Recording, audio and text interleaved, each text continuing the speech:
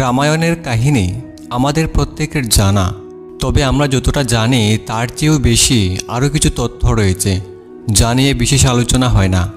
রামায়ণে সীতার অপহরণের পর রাম ও সীতাকে 14 বছর আলাদা থাকতে হয়েছিল। 14 বছর পর অযোধ্যায় ফিরেও খুব বেশি দিন একসঙ্গে থাকতে পারেননি তারা। এক ধূপার কথায় সীতাকে একাই বনবাসে পাঠান রামচন্দ্র। কিন্তু কেন রাম সীতাকে এই বিরহ বেদনা সহ্য করতে হয়েছিল তা কি জানেন? জানা যায় এক টিয়া পাখির অভিশাপের কারণেই রাম সীতাকে লঙ্কা থেকে ফিরেও একা থাকতে হয়। কি সেই কাহিনী তা তুলে ধরা হলো এই ভিডিওতে। ছোটবেলায় সীতা নিজের বান্ধবীদের সঙ্গে বাগানে খেলছিলেন। তখনই টিয়া পাখির এক জুটির দিকে তার নজর যায়।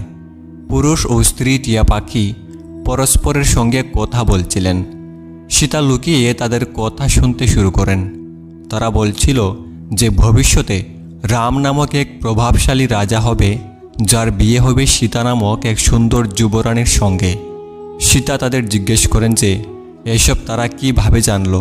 তখন টিয়া পাখির জুটি সীতাকে জানায় যে মহর্ষি বাল্মীকি তাদের সব বলেছেন। তখন সীতা জানান যে যে যুবরানীর কথা তারা বলছে তিনিই সেই সীতা। এই কথা শুনে টিয়া পাখির জুটি ভয় পেয়ে যায়, বলে যে তারা উড়ে অনেক দূরে চলে যাবে ও কখনো ফিরে আসবে না। কিন্তু সীতা তাদের পথ আটকে বলেন যে তিনি নিজের সঙ্গেই তাদের রাখবেন। তখন টিয়া পাখি বলে যে তারা স্বাধীন, কোনো খাঁচায় বন্দী হয়ে থাকতে পারবে না। সীতা স্পষ্ট জানিয়ে দেন যে তিনি তাদের কাছ থেকে আরও কাহিনী শুনতে চান। টিয়া জুটির কাকতি মিনতিতেও মন গলে না সীতার। অবশেষে সীতা বলেন যে তিনি পুরুষ টিয়া পাখিকে মুক্ত করতে রাজি, কিন্তু স্ত্রী টিয়াকে নিজের কাছে রাখবেন তিনি। তখন পুরুষ টিয়া জানায় যে তার স্ত্রী গর্ভবতী, তাই সীতা যেন তাকে আটকে না রাখে, দুজনকে একসঙ্গে থাকতে দেয়। সীতা তাদের কোনো কথায় কান দেন না। পুরুষ টিয়াকে ছেড়ে দিলেও স্ত্রী টিয়াকে নিজের সঙ্গে রাজপ্রাসাদে খাঁচা বন্দি করে রাখেন।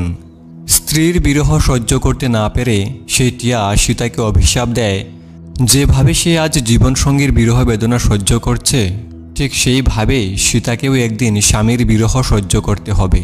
কিছুদিনের মধ্যে পুরুষ টিয়া নিজের প্রাণ ত্যাগ করেন। এই কথা শোনার পর অত্যন্ত কষ্ট পান সীতা। এই অভিশাপের কারণে লঙ্কা থেকে ফিরেও সীতাকে মহর্ষি বাল্মীকির আশ্রমে থাকতে হয়। উল্লেখ্য, 14 বছরের বনবাস সমাপ্ত করে রাবণ বধের পর সীতাকে লঙ্কা থেকে উদ্ধার করে অযোধ্যায় ফেরেন রাম। তারপর এক ধূপা সীতার পবিত্রতায় প্রশ্ন তুলেন। রাজসভায় সীতার নিন্দা করেন। সেই ধূপা প্রজার কথাকে গুরুত্ব দিয়ে সীতাকে রাজপ্রাসাদ থেকে বেরিয়ে গিয়ে জঙ্গলে বাস করার আদেশ দেন। এ সময় সীতা গর্ভবতী ছিলেন। মহর্ষি বাল্মীকির আশ্রমে লব ও কুশের জন্ম দেন সীতা। কথিত আছে যে ধূপার অভিযোগে সীতাকে রাম থেকে আলাদা থাকতে হয়, সেই ধূপা পূর্বজন্মে টিয়া পাখি ছিল।